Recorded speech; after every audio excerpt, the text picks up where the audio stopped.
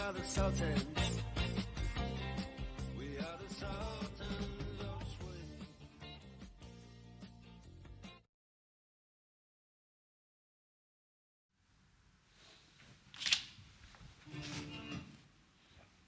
Hello, everybody.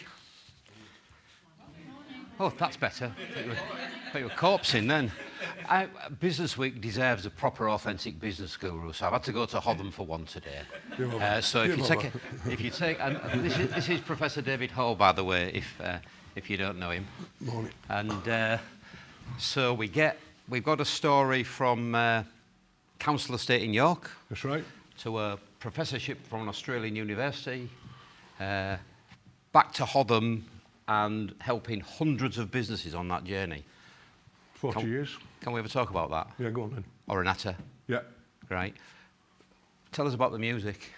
Right, Dire Straits. I picked that because it was when I first met my second wife. That was the music that we listened to. So that was just a bit of sentimentality. Am I allowed Really? that? No, it's a business discussion. Okay then. So what?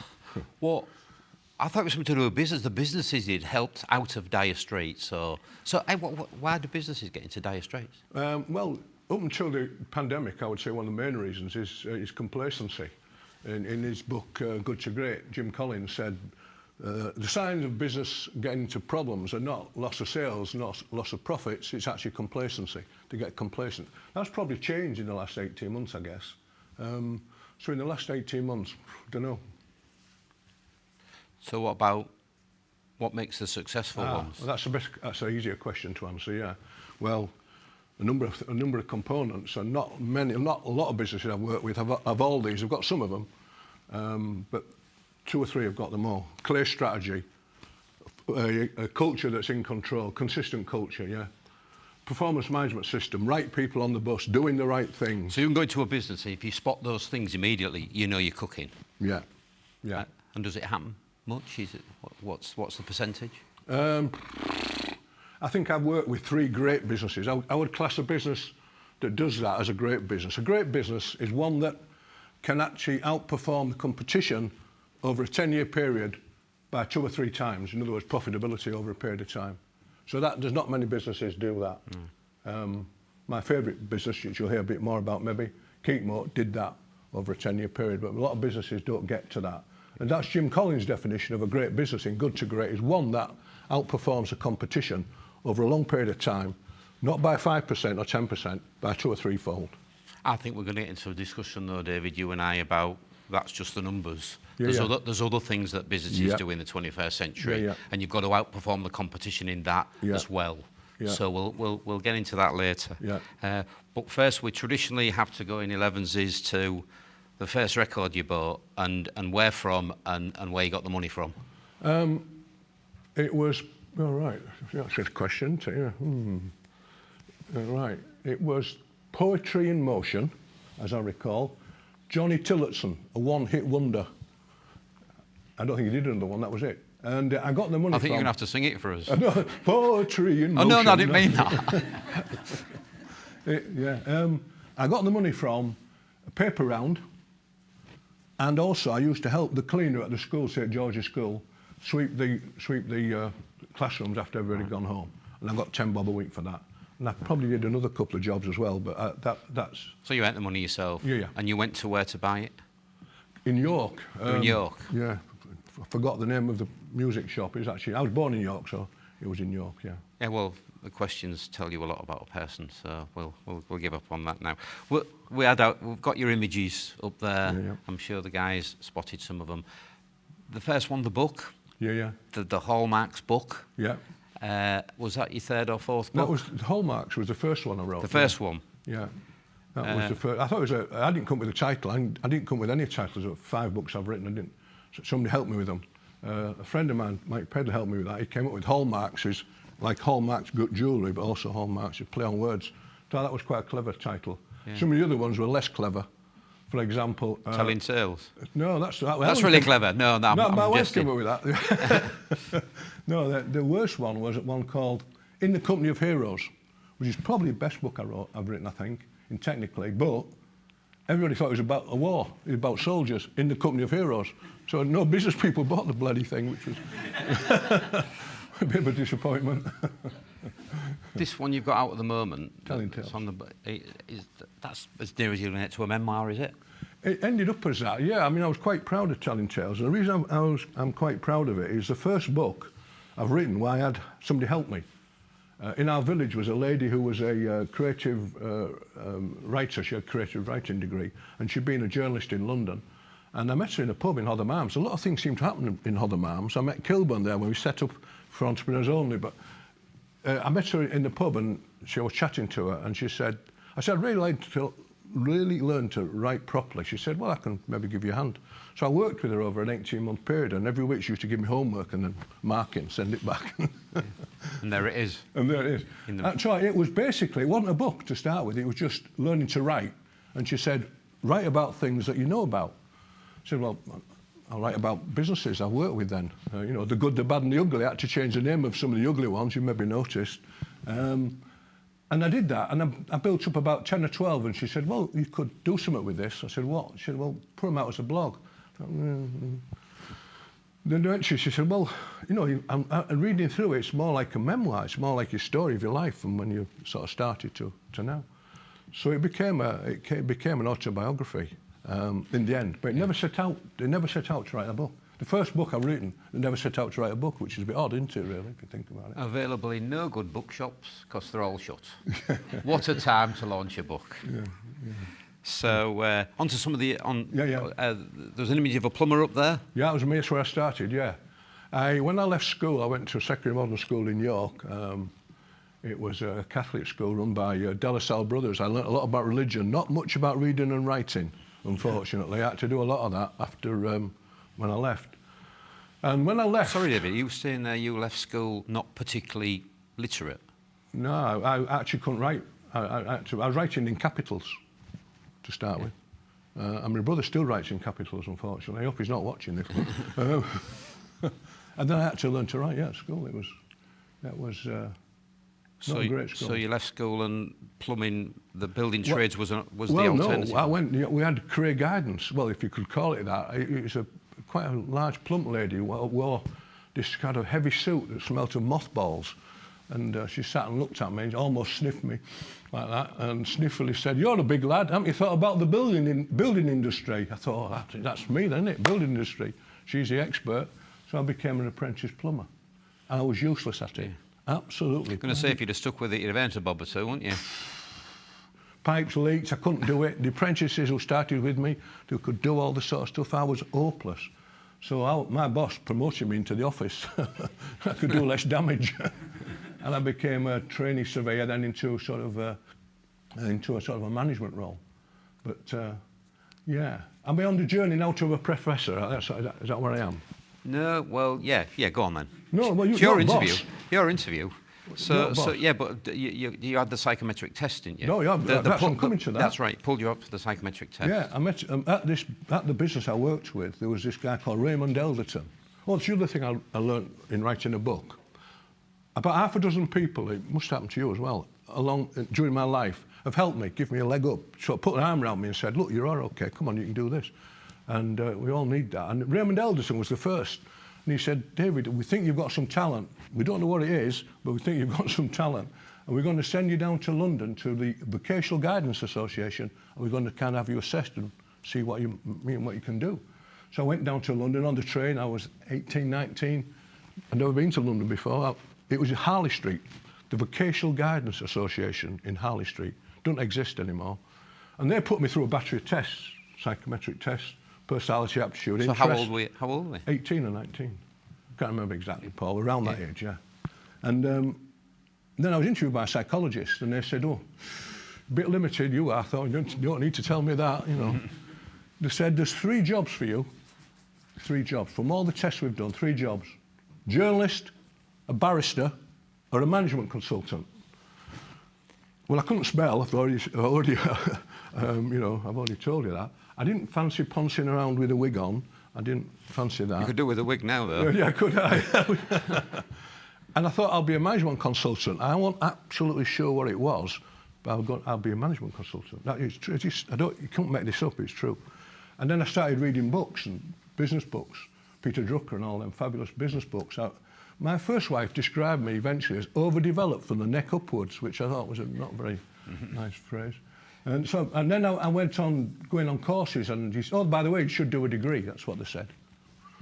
I did O-levels. Was it O-levels by correspondence? On a night. So I had the day job and the night job. I did a DMS, a master's degree in management, and a PhD, which my PhD abandoned. I didn't quite finish. This is in your 20s? Yes. Yeah. So I did the day job and the night job. So my education occurred in my 20s. But then where did I go from that then, Paul? Oh yes, I was working for a company. I left this company, went to a company called Steatley. You probably don't remember Steatley, but they're in construction materials, aggregates, ready-mix concrete. Yeah. And I was in business development with them eventually. And I'd been working away at this idea of becoming a management consultant. And I went to see my boss one day, Dr. Fraser McVitie, another kind man, who he said, let me think about that, David. And he came back and he said, well, how's about, we think you've got a career with us. How about if you work for us 2 days a week over a 3-year period and you work for yourself as a management consultant for 3 days? That'll give you a soft start, yeah, make it. And we did that, and that worked. That worked really well. My first customer was a man called Terry Bramall. And Terry Bramall ran a company called Bramall Nogden. You stop me if I'm going. He's on one of the images, isn't he? Yeah, the guy by the lake, that was Terry Bramall. Yeah. And he said, look, we're going to buy some land in Snaith. Just have a look at it for me. And let me know what you think. So I went to Snaith and I sniffed around, spoke to people, estate agents, met people, businesses and things like that. And I came back and I wrote him a report. And the report said it was 1 page. Terry, the answer's no. £1,000 was the bill. He says, £1,000 for no? He paid me. And that was kicked off a 40-year fantastic partnership. I worked with him as a consultant for 40 years. Just winding it back though, David, it strikes me that your aspirations and ambitions in life have not been internally generated. Somebody else has told you. Would that be true? Yeah, somebody else has put them there. Put the idea in my head, yeah. You know, it's almost like telling me I'm okay. Yeah. You know, because so you need that validation to go and do stuff. If you can't write and you come to a school where you didn't do anything, you know, you sort of don't feel actually, I haven't been to Eton or anywhere like that. So it was, you know, a little bit like that, I think, yeah. So if we're going to get this social mobility thing really cracking on and get the talent pool that we're going to need a lot as big as it should be, these kids from more disadvantaged upbringing need people to believe in them, don't they? That's essential, isn't it? I think what is essential, what is essential is that people, 80% of people, I was told by psychologists, are doing jobs for which they're not suited to. Look, is it nearly 5 o'clock home time? So they're just going through the motion, which is very sad, isn't it? You spend a lot of time at work. So a lot of people are doing things to earn money and they don't really particularly like it. Wouldn't it be great if everybody had that experience of having proper vocational guidance that could work out what their skills are, what they're suited to? Because if you're doing something you're interested in, you start reading books on it, you start to get excited by it, and in doing so, you develop aptitude, and in doing so, you get promoted, and you know that's how it works. Unfortunately, I think the level of career guidance is still a little bit. You're a big lad, haven't you thought about the building industry? Bye. You know, I think it's still a bit. Do you like think that's the case even now? I don't know. Is that the case? What? How sad. Yeah. Who's the lady? That's Ella, my second wife, yeah. That's my second wife. I've been married twice. My first wife was a stay-at-home wife, cook the meals, look after the kids, do the shopping, all, you know, traditional. Going back a bit, I'm not sexist, it was back like that in those days. And my second wife, that was Ellen, who was a professional lady. She travelled all. She was HR director of big companies and travelled all around Europe. People said, which sort of wife do you prefer? Not who, but what type? And my answer to that is a bit of both, really. But she has a connection with this area because she was very close to Chris Haskins. Yeah, she did. She did work with Chris Haskins a lot. Yeah, in Hull. Yeah. And Chris tells me that Tony Blair met her once, wanted her, and Northern Foods wouldn't let her go. Is that right? No, what happened was Blair set up a commission of exclusion, well, they were, you know, sort of social exclusion, all that sort of stuff, and in Whitehall, and Chris Haskins said to Ellen, "You better get down there, just because you know a lie." So, So Ellen went down to sit on this committee. They sat around, you know, eating lobster and drinking Chablis and things like that, talking about social exclusion. Talking a Labour government here. No. These ministers were not ministers. Were Right, okay. And Alan said, do you think we should go and have a look at what social exclusion's like, just so if we're going to write in policies on it? So she took them up to the northeast and they met this lady. And this lady, and she was in her 60s or 70s, had befriended single mums at a school, back to her house for coffee and how are you going to get a job or we can't get a job. So she begged, borrowed, befriended, be typewriters in those days and things like that. And to cut a long story short, she'd helped dozens of these ladies get jobs and get careers and build careers. And so one of the civil servants said to her, what would have happened if the local authority had given you 100 grand for, to help you? She said, I wouldn't have known what to do with it. So notice, entrepreneurship, that's entrepreneurship, in the public sector occurs usually with a lack of resource, but somebody with passion and commitment, those two things. Rather than having money thrown at them. Yeah. Talking of money, we get back to Terry then. With the Terry did so well in business with your help. I worked with him for 40 years. Terry was fantastic. What helped me do it, I met him. This is Terry Bramwell of Keepmoat and the stadium. He's Doncaster Rovers. He owns Doncaster Rovers. I worked with them as well. So yeah, I worked with him. What we did was he gave me permission to go and look at the business, and we did dozens and dozens of projects over 40 years. And a lot of them was based around some work I'd done with Professor Gerard Egan, who you may not know. He was an American based in Chicago. And I went on a conference, and Gerard Egan was speaking at this conference. I didn't want to go. My friend said, oh, he's brilliant, this guy, Gerard Egan. And he was a consultant with some of the world's largest and most successful businesses. And I went and I sat in, I was mesmerised by him. He got tools and techniques and experiences. You couldn't buy it. It was absolutely fantastic. And I went up to him afterwards and I said, Jerry, I'd like to learn your stuff. He said, who are you? I said, well, David Hall. He said, how are you going to do that? I said, where do you live? He said, Chicago. I said, I'll come to Chicago. So 3 weeks later, I went and stayed with him. That was a very brave decision for somebody that had your background and upbringing, I would guess. I'm going to Chicago. Well, I think we talked a bit and we seemed to hit it off. We seemed to sort of click. It wasn't quite as... I'm trying to keep it short because we've only got a few minutes, haven't we? But it was... I went to Chicago and I spent, for a week, Eleanor said, you must have been mad. I just dropped everything. I'd got a business at the time and went to Chicago. I spent a week with him. And he lived in the Hancock Tower, which is really tall in Chicago. It's got the one with the two poles on the top. He was in the 67th floor, I think, on the Hancock Tower. And I'm at the Hancock Tower and I'm sat on his chair and I'm doing this.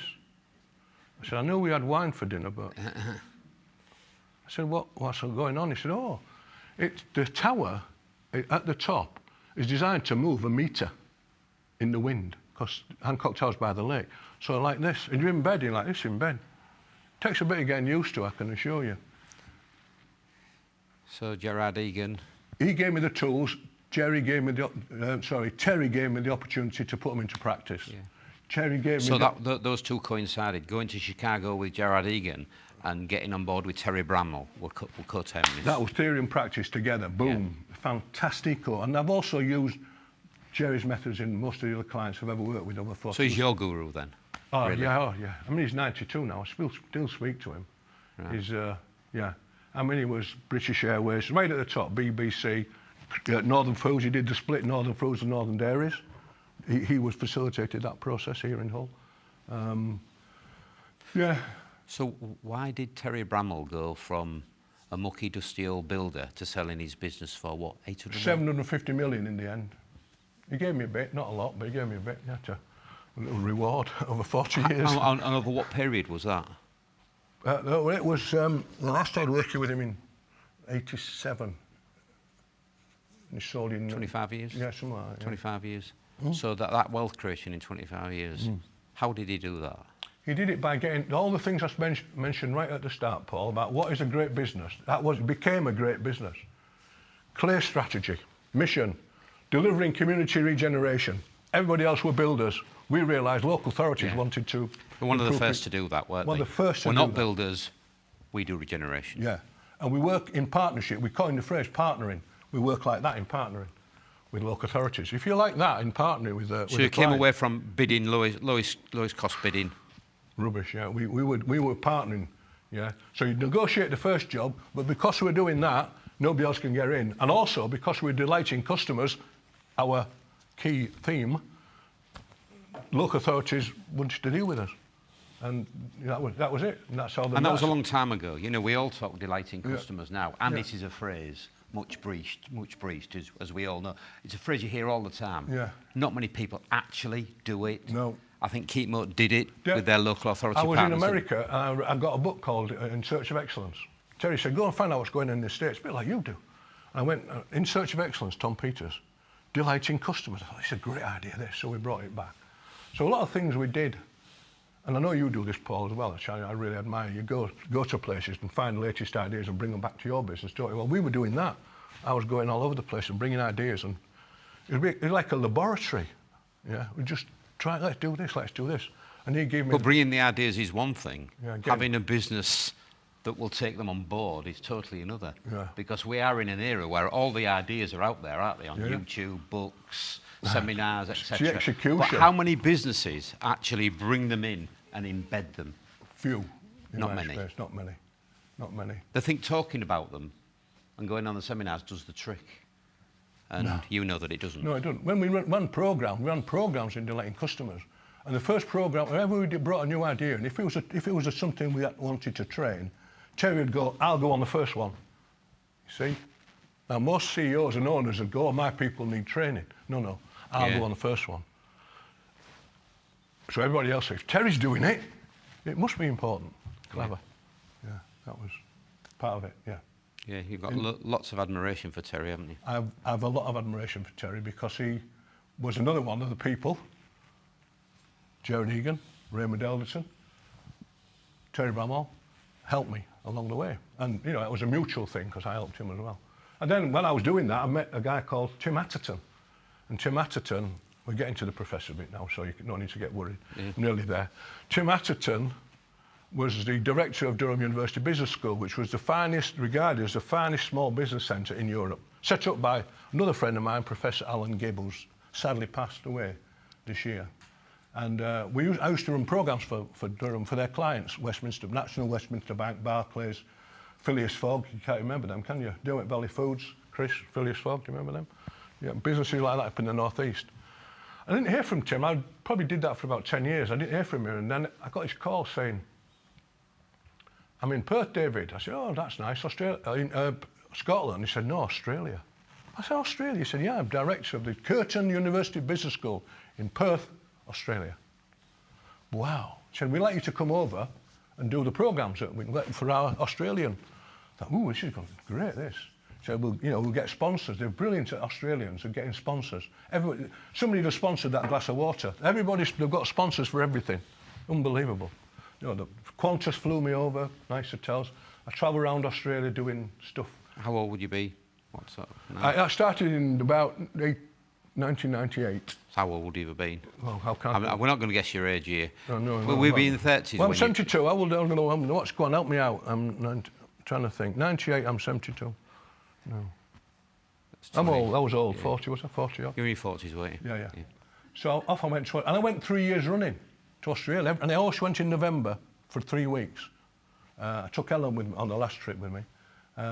Because she was, you know, I've been divorced once, so I was trying not to get divorced a second time. So I went, and I loved the Australians. Has anybody been to Australia? Have you been to Perth? You've been to Australia? Yeah, great, innit? Love the people, fantastic. If two places in the world I've been to, where I've worked, I could actually live, Australia and Canada, for me. There's a massive can-do spirit, isn't there? Oh, unbelievable. In Australia. Nice people, yeah.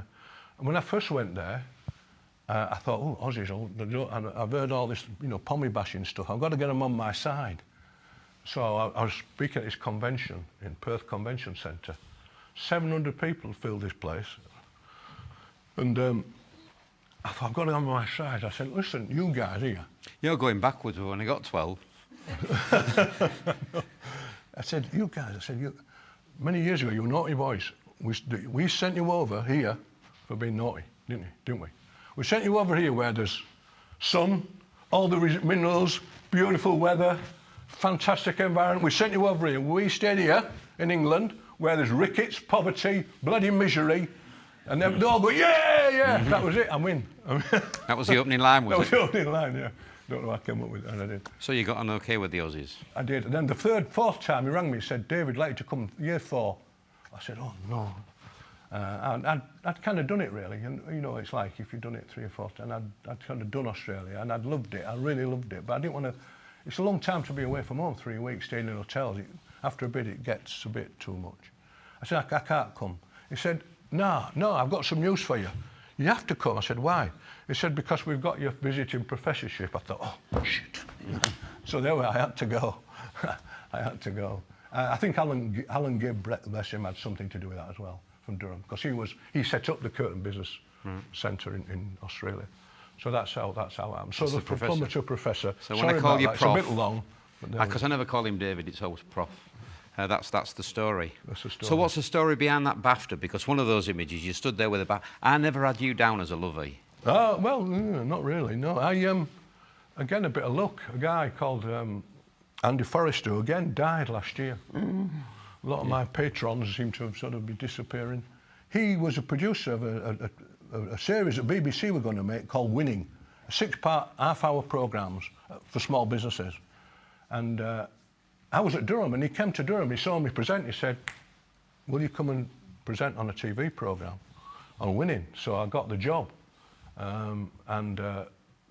We did 6-part series, and the first one, the one on leadership, actually won the BAFTA award for small business that year. To do with, you know, Andy Forrester had won BAFTAs 3 or 4 times, so he was the man to be partnering with. He knew what he was doing, and we got a BAFTA for that. And the only thing, there was a bit of a hiccup to it, which was they have an awards ceremony, black tie dinner in London, and posh sort of thing. And it was on the other night. We've seen it. What was that? The BAFTAs. No need to describe the BAFTAs to us. We know what it is. Yeah. He says they only get 6 tickets. And they didn't tell me about this. And Andy Forrester went, the producer, and the director went, and 4 bigwigs from the BBC who got nothing to do with it went, and I didn't get to go. So you won a BAFTA, and you never got to the award ceremony? No, but the programme was a BAFTA. I wrote that programme as well as presented it. But I thought there might have been. So that picture, it's a crap picture. My wife took it because I wasn't at the bloody ceremony, was I? That's what I was taken after with it. That's the story. Some story.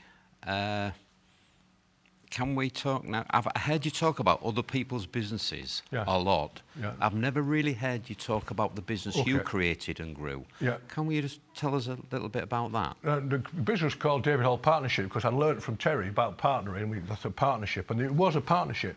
So we're a partnership with customers, but also all our colleagues, and we ended up with 120 people, 10 offices in the end. We used to run, it was really running training programs for starter businesses and growing businesses. At the time when the techs and the business links were chucking money at this sort of stuff. So there's lots of government money coming at training. A lot of money coming into it, and so we saw that. Did you spot that before growing the business, or did that grow the business? No, it just happened, you know. Right.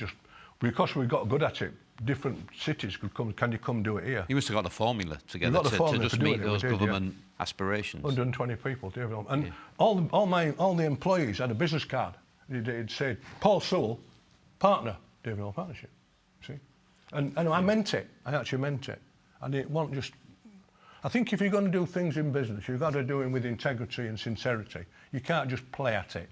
Well, I don't believe you can anyway. I think you've got to do it properly, and I meant that. Some of my colleagues thought I was daft. And your business, you were happy with the ethics and the values? Yes. Because we've discovered, if you don't get that bit right in your business, you're pushing uphill with the rest of the stuff. Yeah. So you were happy that those were right in that business? Yeah, there was. I sold it in '95. The business started in late '80s, '95. Why did you sell it? I sold it because I'd been taken out of the business. I appointed an MD, Ian Anderson, who was very good. Because the Winning series took like 6-8 weeks of filming, and I had to sort of detach myself and spend a lot of time in London. And in doing so, I realised I didn't want to run this business anymore. I'd had enough. I'd kind of had enough of it, and I decided to sell it.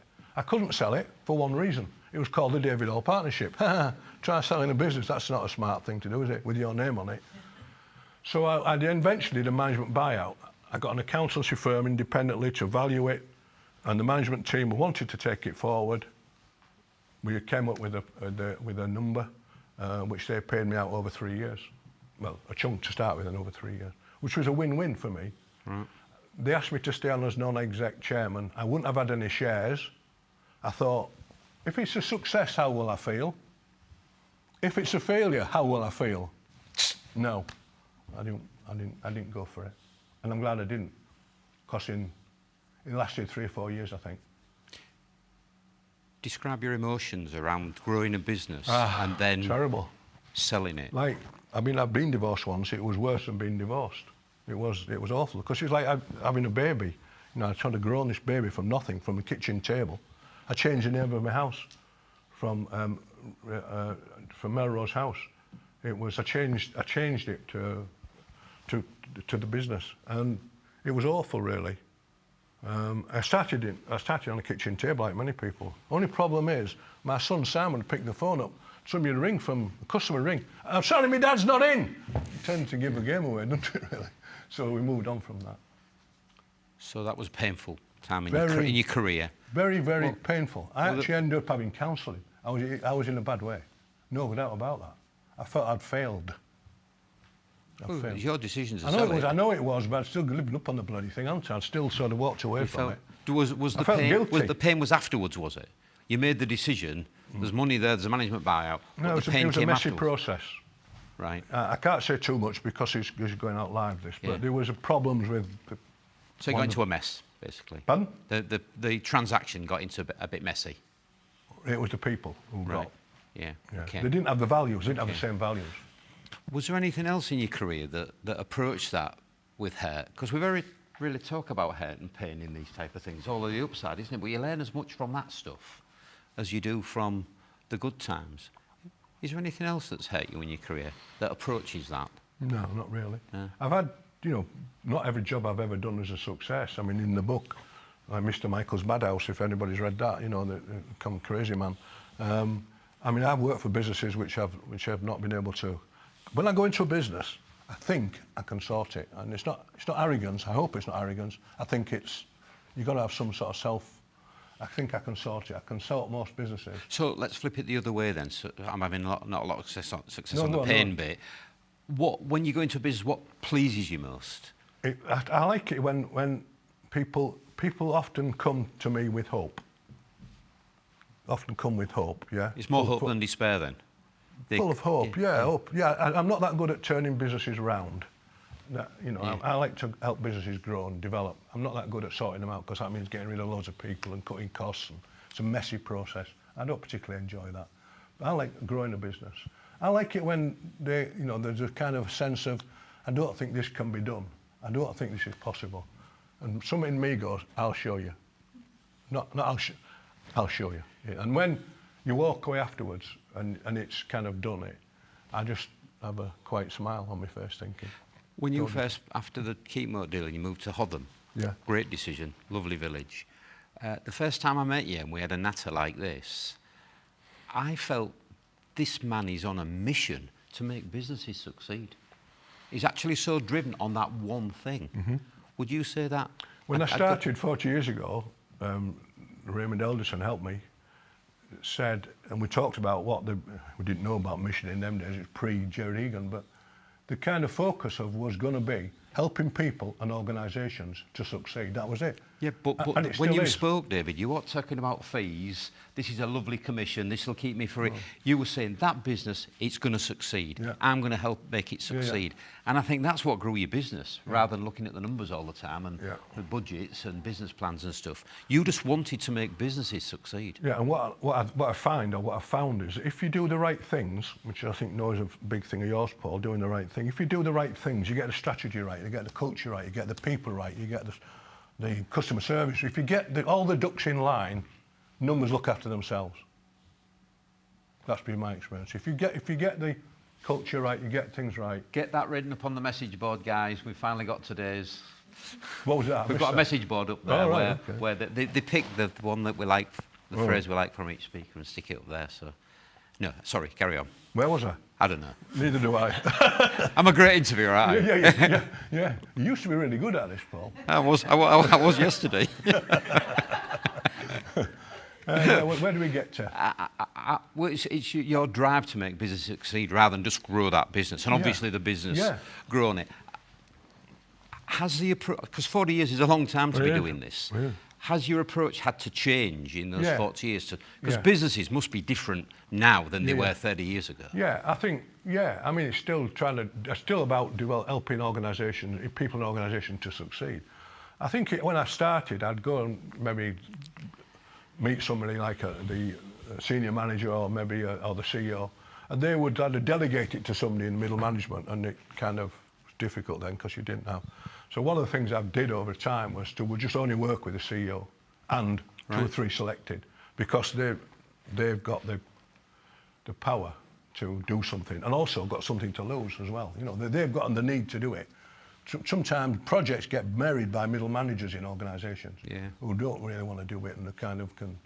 They've been told to do it. You've got to go and help that level. So we'll bloody show you we're not going to do it. And they don't say it like that, but that's what it's like. And that's really interesting, though, isn't it? You help at CEO level. The CEO sorts everything else out. That's one thing I noticed about yourself. CEO, or certainly the 2 or 3 cohort. And 2 or 3 around him or her. And normally, what it's moved on to now, Paul, this step change, is about identifying where this business wants to be in 3 or 5 years. When I started, it was 10 years. That's a big change, isn't it? Yeah, corporate strategy, 10 years. Poof, 3 years now, maybe.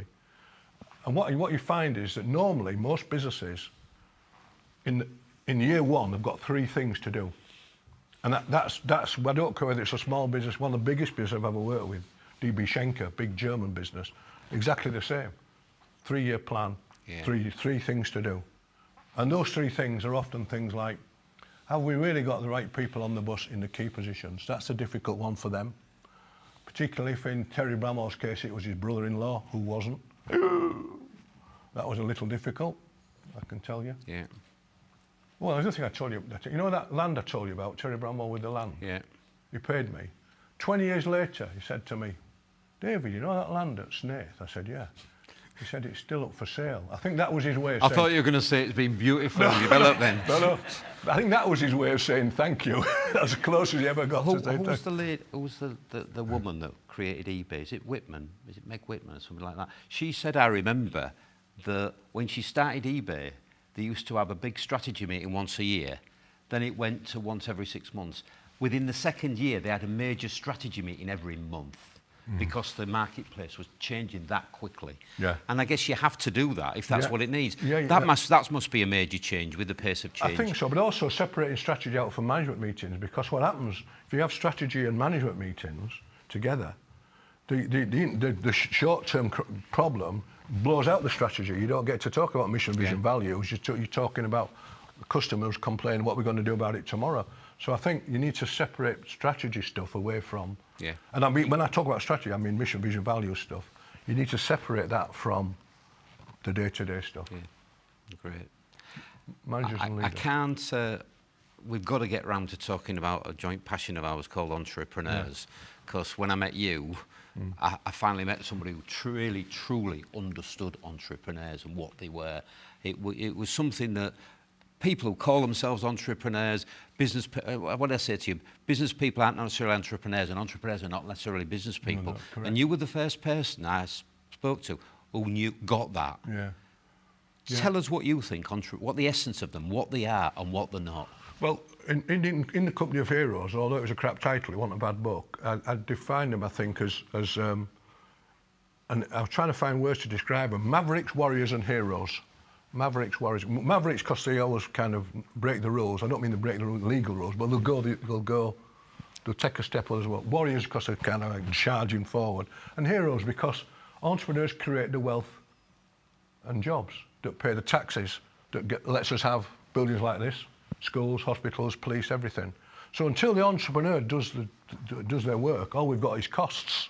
So that's the reason for me that they're heroes. But you see, I think the entrepreneurship, Paul, it's about people who have got vision and and a passion to do something, to actually do something.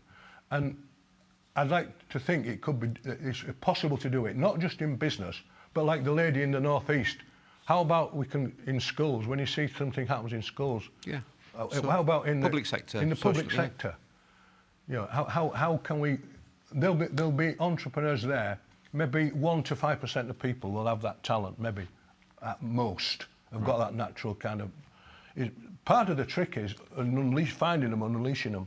Can I find that person in this organisation and let them get on with it? Don't give them objectives. That's the last thing you want to do.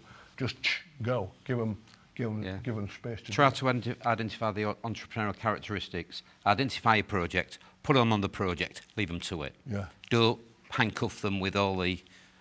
I developed with Peter Sewell, Professor Peter Sewell, an entrepreneurial potential report, a way of assessing it, which has been used. It's actually the biggest use is in Russia currently, because in Russia they're trying to move from a bureaucratic state-owned to entrepreneurial businesses, so they use it to try and identify entrepreneurs there.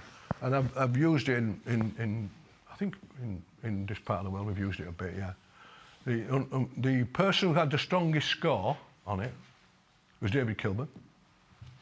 Strongest profile, entrepreneurial profile on it. The second was my wife. Unbelievable. That's why she's up there then. She's up there then. Yeah, absolutely. Yeah, unbelievable. So why is the term used so often? Well, because it's become like a badge of honour. It's like joining the Masons, can I say that? You know, it's a bit like a badge of honour, isn't it? It's a bit like, I'm an entrepreneur. No, you're bloody not. You're a small business. Yeah, just scraping by, that's not entrepreneurial. Entrepreneurs create wealth and jobs. They build and grow businesses. Yeah? They're not. And there's nothing wrong with being a small business, but particularly in this part of the world, we seem to have everybody's an entrepreneur, aren't they? Maybe we had something to do with that. But everybody's an entrepreneur, but they're not really. They're a small business. A lot of people are just running a small business, and that's okay. So where do they drive you nuts then? Because there's the positive side of them. You know, this break the rules, you know, impatient, driven, but there's a shadow side of that, isn't there? Yeah. What's the shadow side of the true entrepreneur? Yeah, they need to have somebody alongside them who can balance that, you know. I mean, I did a job for Virgin once, and I think they had 80 businesses at the time. Something like half a dozen of them were making money.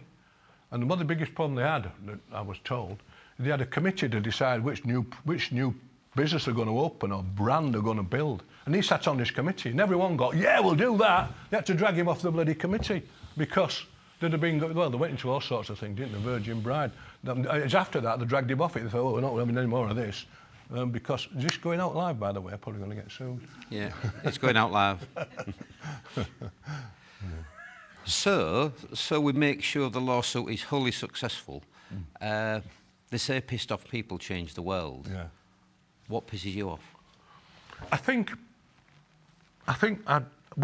it is, and I suppose it's the opposite of what I do. I think when I go to organisations that are just not doing it right in terms of not taking management seriously. And it's not the manager's fault. It's a societal thing. I don't think we take management seriously. Management is the only profession you get promoted into because you're good at something else. There is no other. It's also the only profession for apparently which no preparation is thought necessary. Go on, manage.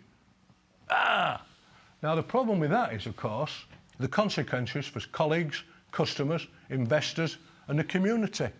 And it doesn't have to be like that. You know, it doesn't have to be like that. And, you know, I would, if I had two things out, if I had a magic wand, A, I'd give everybody proper vocational guidance, and B, I'd get people in organisations who've got the ability and the will and the drive to manage properly and professionally for the benefit of all. Sounds like a bit of a legacy statement, that, doesn't it? Is that what you want your legacy to be, that those things do happen, management's considered properly? Yeah. And I'm not criticising managers, because it's not their fault. It's not their fault. When somebody gets promoted into management, they look at the boss, think, oh, that's how to do it. But actually the role models ain't there. They look outside other businesses to get some ideas. The role models are not there.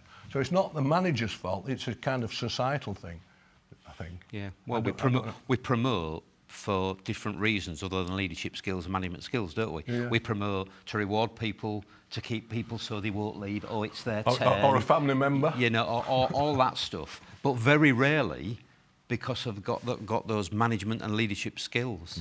I think there's a difference, Paul, try and finish on that. Difference between management and leadership. I think managers make the business work by working in it. I think leaders make the business better by working on it. Yeah, and I think there's a different sort of thing there, management and leadership. I think leaders also are good usually at treating people with dignity and respect. That's colleagues, customers and investors. I'd like to see more of that, treating people with dignity. I know it's a thing that you're big on and in your organisation, treating people with dignity and respect. And if we did that, you know, I think the world would be, businesses could be a lot better. Because actually what I found, if you do that, you get it back in spades. Yeah, I think, and I know I've found it thus far in this series of interviews, and I will find it going on, that when you talk about the real criteria for success, it's all on the softer skills. It's not on technical ability, numbers, profit, stuff like that. It's people who start with the people working for them and treat them with dignity and respect. Get talent in the building. You know, there's no substitute for talent. You've got to get talent in the building. Then you've got to get them all pointing in the same direction, unity of purpose, vision and all that. Then you've got to get the energy levels up. And energy levels are only up there near the ceiling if the people feel they're being treated right and they're included and they've got a stake in their own career. Give somebody a business plan and say, get that delivered. Well, how's that going to motivate you? How much better is it to say, come and create a business plan with us and then we'll deliver it? Yeah. So, yes, do they see it as a responsibility or a job? If they see it as a responsibility, you've got them. Is it a job? Yeah. Okay, I think we better hand you over to the rabble. Yeah. Because I've had enough. I have. You've not had enough. We've got him here for another 10 minutes or so. Who has the first question?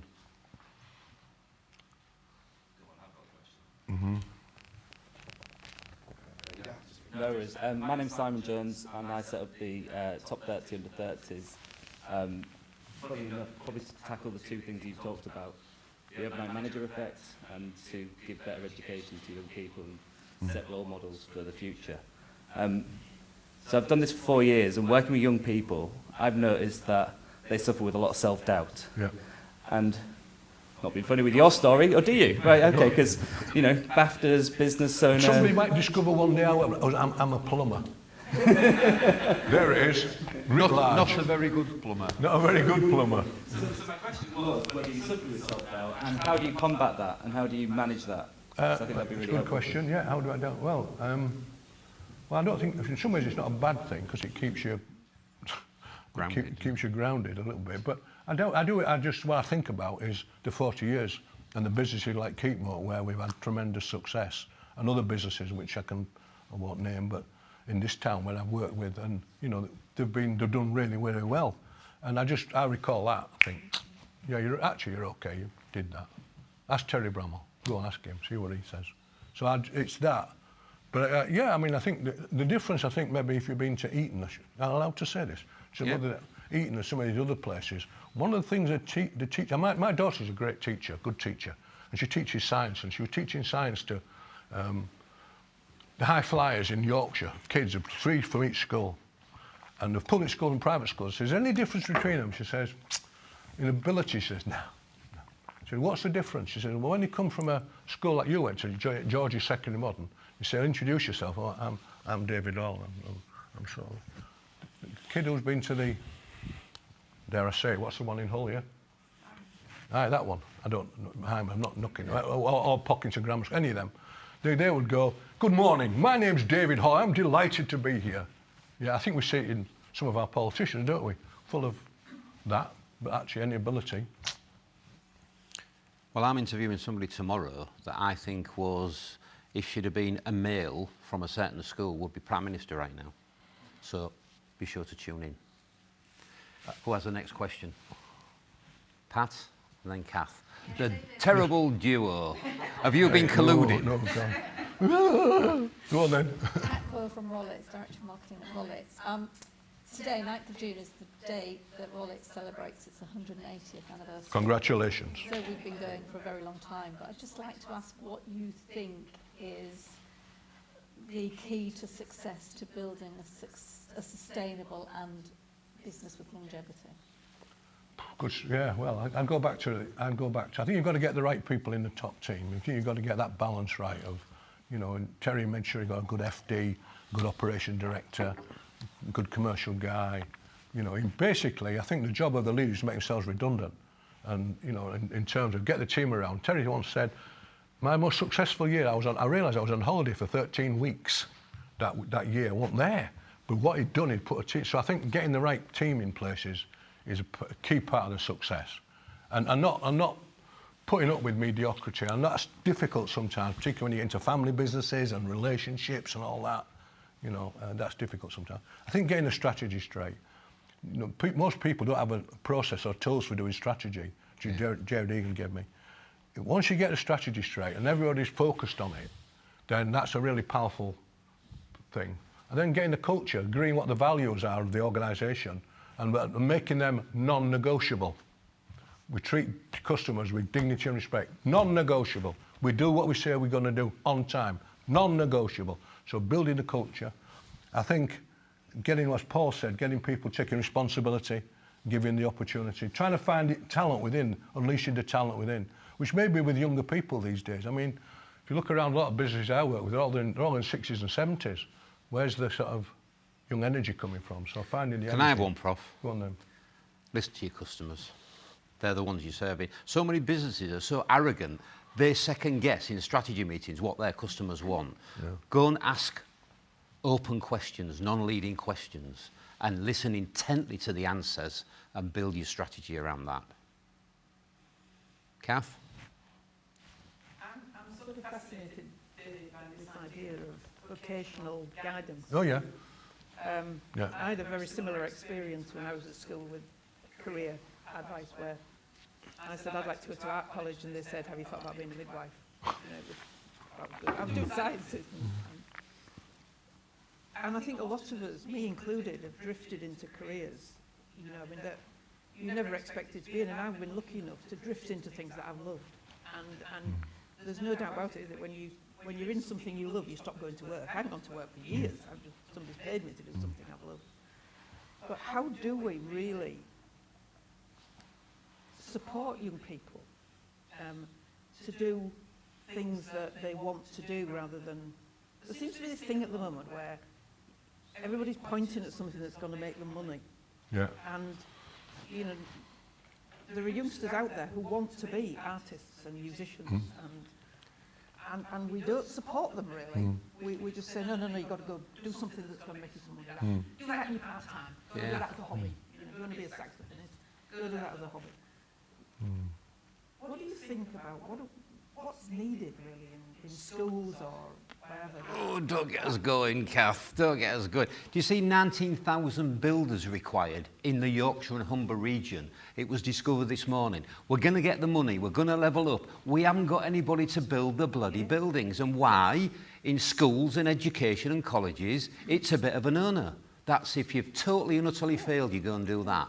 We have got a great problem with the education system in this country that only sees values in the SATs, the O-levels, the A-levels and degrees.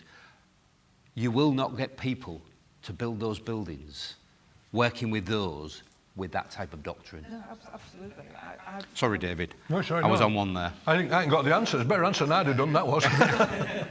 Oh, we're tag team, aren't we? I'm worried about the fact that society appears to be just heading in one direction, and whether it's the building trades with your hands or whether it's somebody who does actually seriously want to be a musician or an artist, and that is where their love is, that we don't encourage it. We just say, no, you go over here into this box, which tends to be academia. And look at that, I'm contracted to the university, I love it, but not everybody does. And I was fascinated by what you said, that people ought to really have vocational guidance. I think that'll be a good start point. And I think maybe there needs to be a national strategy around this. Where are the opportunities? We seem to have all these things going on, but not joined up, not joining the dots up. Yeah, with the education system, are they doing the right things? And it don't sort of It needs a strategy, dare I say. Maybe it needs a national strategy for it. If you've got anybody smart enough to do it, maybe Gavin Wilkins, whatever they call him, maybe he could do it, do you think? Yeah. Maybe? Do you think he might do it? He's just going out live. It's when vocational skills aren't valued. And to be fair, we've got a gentleman here on Friday that I'm having an natter with. His government came to power on a landslide saying, education, education, education, everybody goes to university. The problem started there. I mean, we've got a paramedic degree apprenticeship running, and there needs to be more of that, you know, because not everybody wants to go to uni full time, you know, so that idea of a paramedic as an apprentice is a good idea. Might be a good idea to get people around, Kath, who know what they're doing, rather than people sat in offices in London who basically are making policy, but they don't really understand. Like your wife. Like my wife, yeah. Vicky, yeah. And then Joe, sorry. She's probably listening to this. I'm going to get a balcony. Sorry, Vic. Let's wait for the... Thanks, Vicky. Oh, gosh. I got my postgrad in adult careers guidance. And one of the things that came over to me when I started actually giving adult career guidance was anyone over 18. And the first thing that I established was everybody who you saw felt they had to go and be an academic. They had to, they would get some credence if they weren't working with tools or they weren't. Now at that time, we hadn't got an apprenticeship system because it had failed because of what had happened with going on. Anyway, that's another story. But I tried very, very hard to get over to the establishment.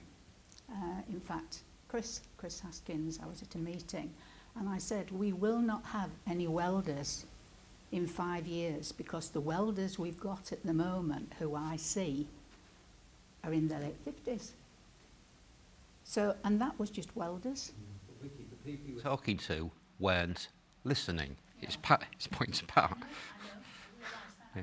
But it's good that this Yeah. has been brought out Yeah. today. Yeah. I think Joe? it's excellent.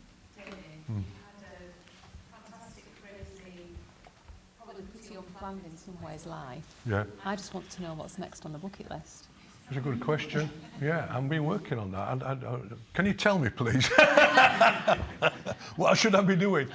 I decided... I've been telling you for months. Yeah, I got to keep doing a bit what I like doing. I should do, maybe not doing 7 days a week or 6 days a week because I don't have to pay a mortgage anymore, but maybe doing what I enjoy doing, what I get a kick from, which is helping businesses. But maybe doing more travelling and getting fitter. I've lost 3 stone. I want to get maybe another... I've got a picture on my wall of Mo Farah. That's my role model. I want to be really fit. And yeah, it's a good question. I'm kind of...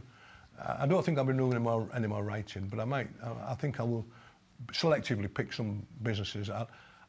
One of the joys of getting a bit older and a bit more experience, you can choose who you work with. When I was younger and needed to pay the mortgage, I had to work with some people that I didn't particularly. But if you can choose who you want to work with, that's quite a nice place to be. It's a privilege, isn't it? It's a privilege, really. Who has the final... Oh, we've got 2 final questions. Paula first, then Claire, and then we're going to have to wrap it up, I'm afraid. Paula? So one of the things that I do as my sort of day job, I work with a lot of young people or entrepreneurs that are maybe slightly older but are new and finding their journey, finding their passion. And obviously what we said earlier, there's a lot of businesses out there that are maybe at a bit of a crossroads, a lot of business owners and entrepreneurs that are maybe at a bit of a crossroads right now. You've had some great support to help you find your passion and your purpose, and you clearly talk now about that's who you are, that's what you're about, is helping others. What would your advice to people be to people that are struggling to find their passion or find their purpose? Because I know some people, particularly people are into a lot of things or people have a lot of ideas. How do you help them? How do you point them in that direction? You know what you're good at. I'd go back to the career guidance. I'd go back to, but done properly, not Mickey Mouse stuff, but done properly. Where it's done with proper assessment, with psychologists, done properly. Then people, if you find what you're interested in, you become, go back to, you become good at it. You start reading books on it. You get good at it, and you have like Kath, I never feel like I'm going to work. And that's a great place to be. If you can get people into that position where they don't feel like they're going to work, what a great place that would be. I think it's a great question, David, and I think the sad answer is a lot of people don't find that. No. You can't force it. You know, you can discover it, you can get out of your bedroom on your game and go and sample stuff and get out there and try to find something that makes you happy, because you're generally great at the stuff you're happiest doing, aren't you? Yeah. So I think, sadly, there are people who never find that, Paul. Just sad. Claire? So I'd like to bring us back to culture, because you started with that, and I think it's been a common thread through this, which has been really great to hear. But we're moving into a different era, aren't we, with people working from home and this sort of mixed working arrangements. And my question is around how, if you've got people working remotely, and you might have worked with organisations where you've got people spread all over, how you get that consistent culture and keep that buzz that you would get in an office, but in these different working environments. I don't know, but if you've got the answer to it, you could make a lot of money, because there's got to be a lot of businesses going to need that. It's a $64,000 question as we come in recovery, isn't it? It is. So stop asking awkward questions and ask an easy one. Yeah, no, it's a really difficult I haven't got the answer to that. I don't know, because it's a new world, isn't it, with people working from home like, and I don't know. None of us have the answer, but we have got to find out. This next few months and years is business finding the answer to that question. Yeah, it's a good question. But actually, the interesting thing is, it all starts with the question, doesn't it? And people can then search for the answer. If you've got the right question, if you're working with ask the right questions, you'll find a way. I believe you ask the right, you find a way. Entrepreneurs find a way. You'll find a way. We're not quite finished. Oh, you're doing the interview now, are you? No, I'm not. I'm just going to say this thing. Because I've thanked in the book, about 6 people have helped me. I'm going to thank one more, this gentleman, who's helped me in the last 10 years in a number of ways, and I'm not going to embarrass him. But more than that, he's helped lots of people in this part of the world in his way. And there's not many people that I know in Hull could put events like of this quality, and not me, but this kind of quality on. There are not many people who could do that, who've got the vision, the passion, the execution skills to do it. So this guy's helped a lot of people, and I think he ought to have more thanks for that, and that's why I'm doing it publicly right now. So I don't want to embarrass you, but I have done. We have, yeah. Okay, well that's enough of that. We'll go to the last question, and all the guests have been asked this question. From your career, you've got business people online, you've got business people here, and to quote Richard Reed from Innocent Drinks, if I could tell you just one thing, what would it be? Mine would be treat people with dignity and respect in all aspects. If you do that, then and if you can look yourself in the mirror and say, I've done that, and I've done the right thing by people, with people, you know, I would think that would be my one thing. Treat people with dignity and respect. If you do that, you'll get it back in spades. But you also feel good about yourself as well. Great. Lovely way to finish, David. Could we thank Professor David Hall in the usual way, please?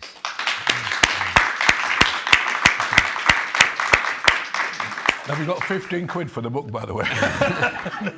I knew you'd spoil yourself. It was such a lovely ending. I've just got to say, with the shenanigans we had yesterday with the internet crashing and stuff, we tried to put measures in place to let people hear what I believe was a stunning interview with Steph McGovern. Some people managed to get on yesterday. Some people have been sent the link. The third thing we've done is we're going to leave it on running from now on till when? Ian, where's Ian? 2 o'clock. It'll be running from now till 2 o'clock. This thing, because of Steph's contractual situation, can't be left up there. So it will be left up there till 2 o'clock, and then it's gone. So those 3 things, hopefully anybody who wants to watch what I consider an amazing woman have still got the chance to do. We'll get rid of the amazing man now, and we'll go and I'll go and get his massage. Thanks for coming. Bye-bye.